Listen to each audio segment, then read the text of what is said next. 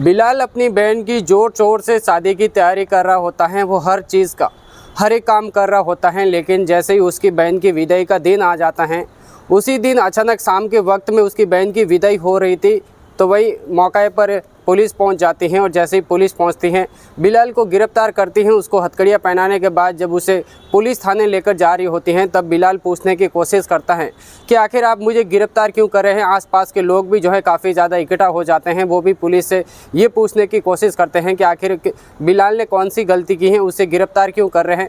तभी पुलिस उनसे पूछताछ करने की कोशिश करता है, तो बिलाल अलग अलग तरह की बातें बताने लगता है। वो पुलिस को गुमराह करने की कोशिश करता है, लेकिन उसे थाने लेकर जब उसे कड़ी पूछताछ करने की कोशिश करते हैं, तो जो कहानी बिलाल सुनाता है, जिसके बाद हर कोई व्यक्ति ये कहानी सुनता है तो सोचने पर मजबूर हो जाता है। और देखते ही देखते ये कहानी सोशल मीडिया पर काफ़ी ज़्यादा वायरल होने लग जाती हैं।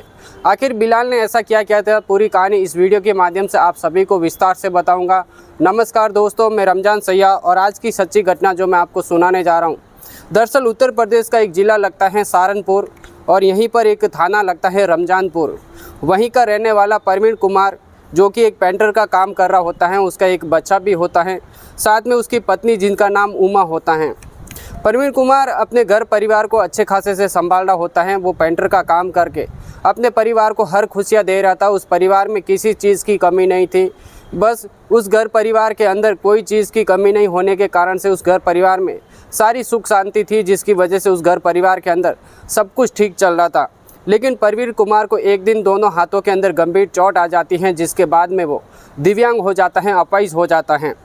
अब धीरे धीरे वक्त बीत रहा था। वक्त बीतने के साथ ही प्रवीण की जो पत्नी होती है उमा, वो अपनी घर की सारी जिम्मेदारियां उठा लेती हैं, जिसके बाद वो बाज़ार से सामान लाना, कहीं पर भी काम करना और काम करके जितने पैसे वो कमाती थी, अपने बेटे का भी पेट पाल रही थी, साथ में अपने पति को भी वो देख रेख कर रही थी।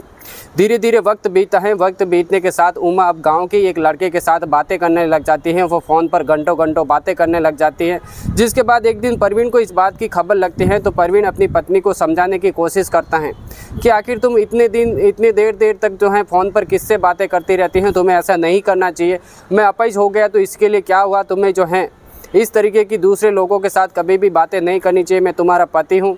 जब ये सारी बातें जब उमा को समझाने की प्रवीण कोशिश करता है, तो उमा को काफ़ी ज़्यादा गुस्सा हो जाता है और उमा एक दिन अपना फ़ैसला लेती हैं। वो प्रवीण को छोड़कर पास ही के एक इलाका होता है गंगोत्री इलाका, जिसमें 2022 के आसपास जो है गंगोत्री इलाके में जाकर अपना खुद का एक भाड़े पर रूम ले लेते हैं, जिसके बाद वो भाड़े के रूम पर रहने लग जाते हैं। वो अपने बेटे को भी वहाँ पर आने के लिए कहते हैं, लेकिन उसका बेटा कहता है कि अभी पिताजी की तबीयत बिल्कुल भी ख़राब है, वो खुद कुछ काम कर नहीं पाते हैं, मैं उनकी देख रेख करूँगा। अगर तुम अलग रहना चाहते हैं तो रह सकते हैं, लेकिन मैं फ़िलहाल अभी मेरे पिता के साथ रहूँगा। इसी तरीके से उसका गुजारा चल रहा होता है। वो अलग अलग जगहों पर काम कर रही होती हैं। जैसे ही वो सुबह काम के लिए निकलती हैं, शाम को लौटती हैं, तो वहाँ पर बस स्टैंड पर एक टैक्सी चलाने वाला जिसका नाम बिलाल होता है, उससे अक्सर उसकी मुलाकात होती रहती है। उसी ऑटो से वो आती जाती रहती हैं। एक दिन बिलाल उससे पूछता है कि आखिर मैडम आप कहाँ पर जाते हो और कहाँ से आते हो। इस तरीके की बातें जब उनके बीच में होने लगती हैं, तो उमा अपनी सारी कहानी उसे बताने लगती हैं। वो कहती हैं कि मेरा पति जो है अपाहिज है, वो कुछ भी नहीं कर पाते हैं, इसके बावजूद भी वो मेरे ऊपर आए दिन शक करता है, मुझे कुछ न कुछ कहता रहता है, जिसकी वजह से मैं नाराज़ होकर मैं अलग किराए के रूम पर रहने लग जाती हूँ और यहाँ पर रहकर मैं काम करती हूँ, जिसके बाद अपने घर का भाड़ा भी भरती हूँ, साथ में मेरे खर्चे भी निकालती रहती हूँ। जब इस तरीके की बात बिलाल सुनता है, तो वो कहता है कि मैडम अगर तुम्हें किसी चीज़ की कमी हो या फिर तुम्हें किसी चीज़ की ज़रूरत हो तो मुझे बता देना। उनका नंबर भी ले लेता है, जिसके बाद बिलाल और उमा एक दूसरे के आपस में बातें भी करते रहते हैं। धीरे धीरे वक्त बीतता है। वक्त बीतने के साथ बिलाल और उमा एक दूसरे के प्रेम प्रसंग के अंदर आ जाते हैं, जिसके बाद उमा शादी के लिए बिलाल को कहते हैं, तो बिलाल भी कहता है कि मैं अपने घर वालों से बात कर चुका हूं, मैं तुमसे शादी कर लूँगा। इसके बाद में दोनों के बीच में अनैतिक अवैध संबंध भी बनने लग जाते हैं। अब धीरे धीरे वक्त बीत रहा होता है। वक्त बीतने के साथ 13 दिसंबर 2025 के दिन बिलाल की बहन की शादी होती है, तो बिलाल ज़ोर ज़ोर से अपनी बहन की शादी की तैयारियों में लग जाता है। जिसके बाद धीरे धीरे जैसे वक्त बीतता है, एक दिन 7 दिसंबर 2025 के दिन, यानी कि एक हरियाणा का जो यमुना पार जिला लगता है, वहाँ पर कलेश्वर करके एक इलाका लगता है, वहाँ पर कुछ लोग घूमने के लिए जाते हैं। तो वहाँ पर एक सर कटी हुई लाश एक औरत की मिलती है। तो पुलिस को इस बात की खबर दे देते हैं, जिसके बाद पुलिस जब मौका वारदात पर पहुँचती है और पहुँचने के बाद इस केस की जाँच पड़ताल में लग जाती हैं। और देखते ही देखते वो हर एंगल से ये देख रही होती हैं कि आखिर इस सुनसान इलाके पर कोई गाड़ी आई है या फिर कोई गाड़ी गई है। पूरे सीसीटीवी खंगोलती हैं, सब तरीके से जब हर एक एंगल से जब इस केस की देखरेख करने लग जाते हैं तो पुलिस को शक होता है। और शक होने के बाद वो यूपी आती हैं और यूपी आने के बाद बिलाल के घर पर जाती हैं, जिस दिन बिलाल की बहन की शादी हो रही थी और शादी होकर शाम को 5 बजे के आसपास बिलाल की बहन की विदाई होने वाली थी। जैसे ही वहाँ से बिलाल की बहन की विदाई हो रही थी, इस तरफ पुलिस वाले बिलाल को पकड़ लेते हैं, उसके हाथों में हथकड़ी लगा देते हैं। जिसके बाद बिलाल पुलिस वालों से ये पूछने की कोशिश करते हैं कि आखिर मुझे पकड़कर क्यों लेके जा रहे हो, मेरा गुनाह क्या है।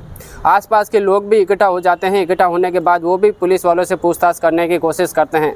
तो वो पुलिस वाले कहते हैं कि बिलाल ने बहुत बड़ा गुनाह किया है, इसकी वजह से उसको सज़ा मिलेगी।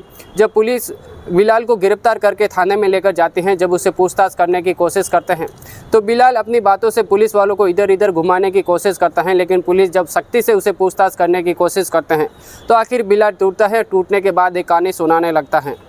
बिलाल का कहना होता है कि मैं आज से करीबन 3 से 4 साल पहले मैं टैक्सी ड्राइवर होता हूँ, मैं टैक्सी चला रहा होता हूँ। मैं वैसे तो रहने वाला सहारनपुर नकुड़ी का रहने वाला होता हूँ, लेकिन जैसे ही टैक्सी में चला रहा होता हूँ तो एक औरत से मेरी मुलाकात होती है।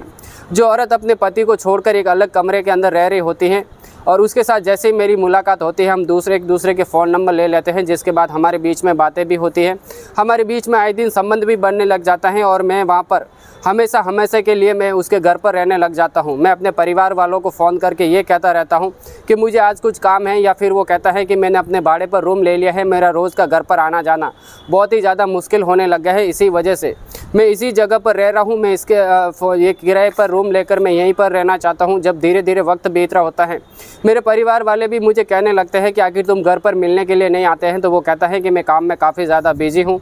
और इसी तरीके के साथ वो उमा के साथ लिव इन रिलेशन के अंदर रह रहा होता है।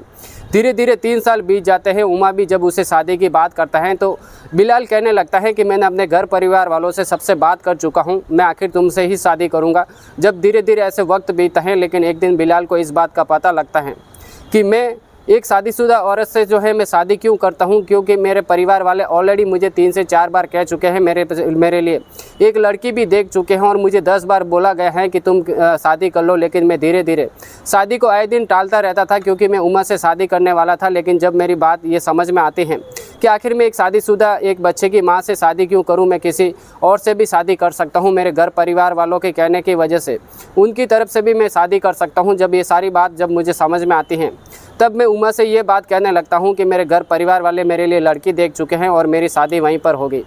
तभी उमा काफ़ी ज़्यादा गुस्सा हो जाती है। वो कहती है कि तुम पिछले 3 साल से मेरे साथ रिलेशन के अंदर हो और अब तुम जाकर मुझे कह रहे हो कि मैं किसी और से शादी करने वाला हूँ। जब उमा को गुस्सा आता है तो उमा उसे ये कहने लगती हैं कि तुम जिस दिन तुम्हारी शादी होगी मैं तुम्हारे घर पर आऊँगी और तुम्हारी इज्जत भी ख़राब हो जाएगी और इस तरीके की तुम्हारे साथ हालत होगी जो तुम सोच भी नहीं पाओगे। जब ये बात बिलाल सुनता है तो वो काफ़ी ज़्यादा परेशान होने लग जाता है और उसे कहता भी है कि मैं तुमसे ही शादी करूंगा। जब ये सारी बात करता है, अपनी बहन की शादी की तैयारियों में लग जाता है। लेकिन 7 दिसंबर 2025 के दिन वो उमा के पास जाता है, उसे कहता है कि मैं अपने घर परिवार वालों से बात कर चुका हूँ, मैं आखिर शादी तुमसे ही करूँगा। अब उमा काफ़ी ज़्यादा खुश हो जाती है और उमा को वो ये कहने लगता है कि चलो कहीं घूमने चलते हैं। जब वो घूमने के लिए निकल जाते हैं तो हरियाणा के पास एक यमुना पार एक ज़िला लगता है, वहाँ पर एक कलेश्वर करके एक घूमने की जगह होती है जहाँ पर काफ़ी ज़्यादा गहरा भरा जंगल होता है। वहाँ पर लेके जाता है, जिसके बाद वो आगे की सीट पर बैठा होता है तो वो पीछे की सीट पर आ जाता है।